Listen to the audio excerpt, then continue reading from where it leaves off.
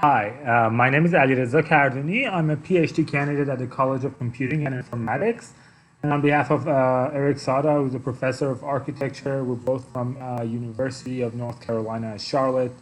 I would like to talk to you about our work on bridging the information and physical space, and more specifically in this paper, measuring flow from geolocated social media data on the street network. So first of all, I would like to apologize for not being able to make it to the conference. This is actually the second time that has happened. I'm an Iranian citizen who studies in the United States, and because of the Muslim ban, it is pretty difficult for me to get out of the country. So hopefully next time I will be able to be there and collab and interact in person with all of you. Secondly, this work is a product of our research group at the Design Computation program at UNC Charlotte. We have interesting programs that focus on the intersection of the built environment and technology. We have a lot of different researchers. Please check out our website and contact us if you have any questions. So this research in general is derived by our interest in understanding how social media, the explosive use of social media, has impacted the way we behave in cities. We started by looking at a lot of data qualitatively and finding clues in how the big and large amounts of data that is generated from social media, how it's correlated with different urban phenomena. The result of that research was presented 2 years ago at CUPUM through a visual analytics system called Urban Activity Explorer that allows users and urban planners to look at tweets from a spatial point of view, from a semantic, temporal point of view, and also from a flow point of view by looking at how users move through the city interactively. This work is a continuation of that. We have two goals. First, we want to introduce a tool that allows us to generate flow polylines from any episodic data set. Data sets that have geolocation, time, and also user information, such as tweets or taxi trip data. And also, we want to study the nature of flows generated from social media data. So, the way the tool works is, so if you look at the chart to the right, we can imagine a user who is tweeting multiple times during the day in a city. So if we want to visualize and analyze their movement, we would probably naturally first connect each consecutive location one by one, and we would get something like this. But imagine having millions of data points. That would create a spaghetti map, and it would probably be really hard to analyze. So with this method that was first introduced crudely in Urban Activity Explorer, we can now use the street network as a basis of users' movement. So basically, we would take every user's location one by one and then connect them through the shortest path, like this. So the way this worked is that we look at the users who tweet multiple times during the day, and then we create trajectories from their consecutive points. Instead of directly connecting their consecutive points, we connect it on the street network. The way we do this is we build a graph G from street network I use GIS F2E, which is a tool that I created a few years ago. The graph is based on intersections as nodes and road segments as edges. And then for each tweet, we find the closest node in the graph. And then for each user who tweets multiple times during the day, we calculate the flow between the consecutive locations. That is the shortest path for every two consecutive points. We use the Dijkstra algorithm for shortest path. The Python code for the tool is available. I've included a GitHub link in the paper. It takes tweet locations and a graph and produces GeoJSON polylines. It can also be adapted to other similar data sets. I will show you an example of that. And it can also be easily implemented in other frameworks, such as ArcPy or QGIS. So this is an example of flow polylines generated using the tool, using Twitter data. And this is an example of similar to using taxi trip data in Chicago. So it can be adapted to multiple things. I think the visualization shows that instead we can actually study street patterns using this too. So moving to the next question, the main question of this paper, we want to understand what is the nature of Twitter flows in cities. So primarily we would want to ask what factors drive flows generated from social media. So the way we can think about it is that is it something that's uniformly distributed within a city, or is it something that is there another urban phenomenon that might drive these flows? So the data set that we use for this analysis is about 1.5 million tweets from beginning of September to the end of October 2015. And then we also collected street center lines from Los Angeles from OpenStreetMaps, and also we collected points of interest data from OpenStreetMaps. And this is the bounding box in Los Angeles that we use to collect all of the data. We use GISFDE, as I mentioned, to create a graph, Network X for calculating shortest path, because it has an implementation of the Dijestra's algorithm.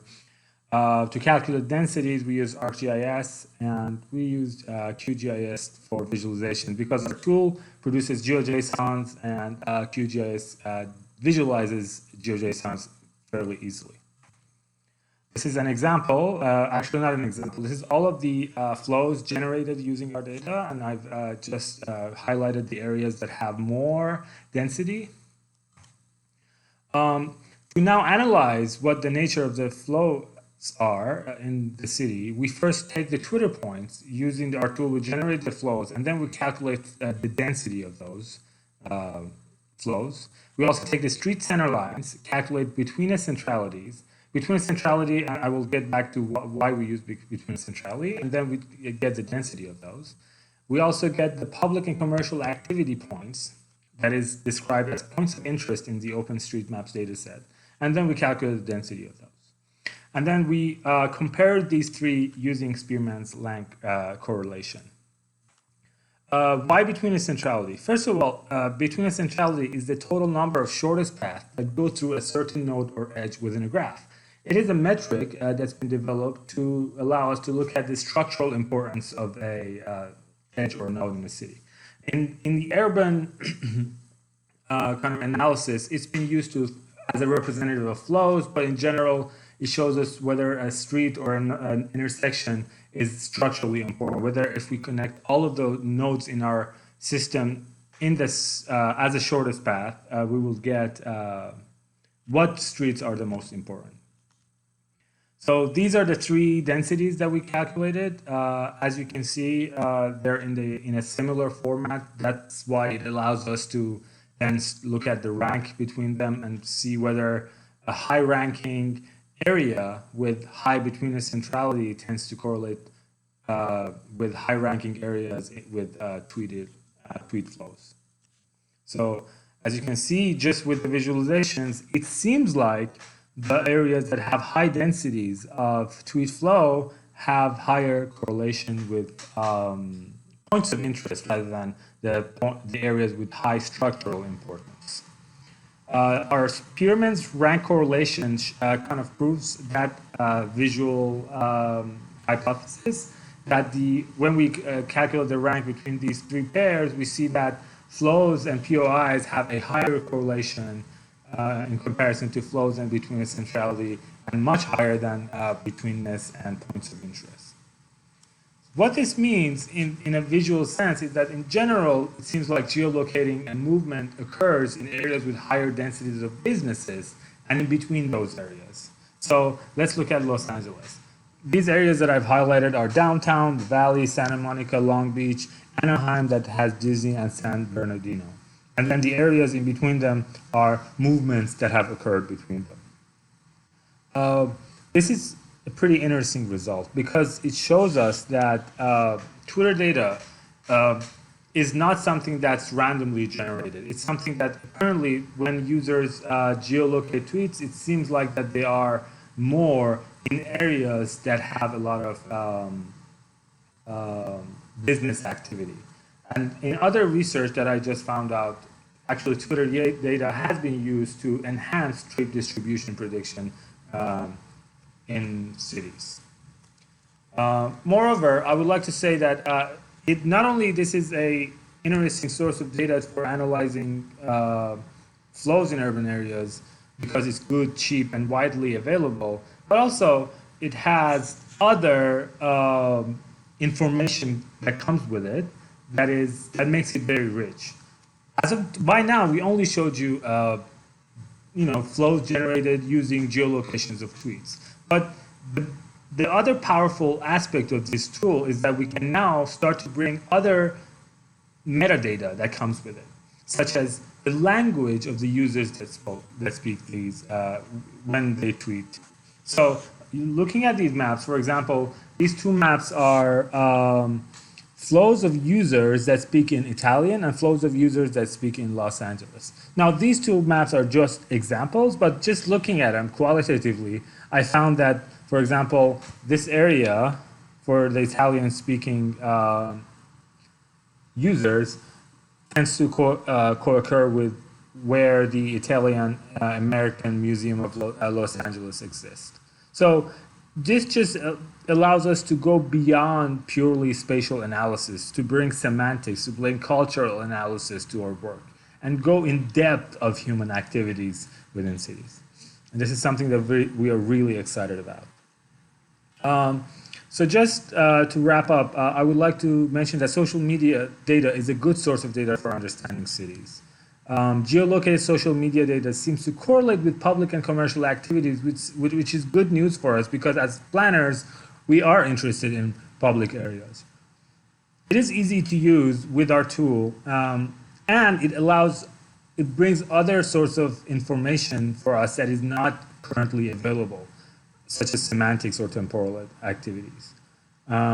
And ultimately, I believe that this can get us really close to real-time analysis of human activities within cities. There's a lot of limitations. Geolocated tweets are not a representative sample of all Twitter activity.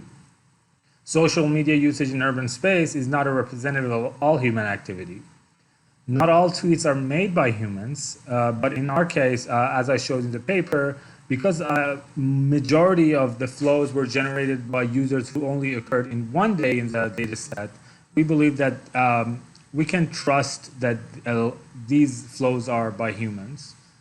The data is unstructured and needs some processing, but there's a lot of tools now that make that process easy. However, we believe that in spite of all of these limitations, because of the wealth of information that is available in these data sets, it can bring a lot of knowledge about cities that we previously did not have access to. So in our future work, we want to apply the study to other cities to make sure that these correlations that we see in Los Angeles happen in other cities as well. We want to apply this method to other social media data sets that might be more urban oriented, such as, I don't know, Yelp. And then we want to gain a true understanding of how social media affects the way we behave in cities. We believe social media has impacted the way we interact with cities, and we are doing a lot of research on that. We think that this tool has helped us a lot to analyze flows of information, how users who tweet multiple times or use social media move within the city. And then we believe we would ask you all to use our tool to contribute to this line of research on the interactions between social media and urban space. Again, I would like to apologize for not being able to take any questions because I'm not there. However, I would gladly answer any questions through the email. Please contact me with any sort of calls for collaborations. I would be more than happy to start a conversation and share our tools or help modify our tool for your needs. So contact me, please. Thank you very much. Have a good time in China. Bye.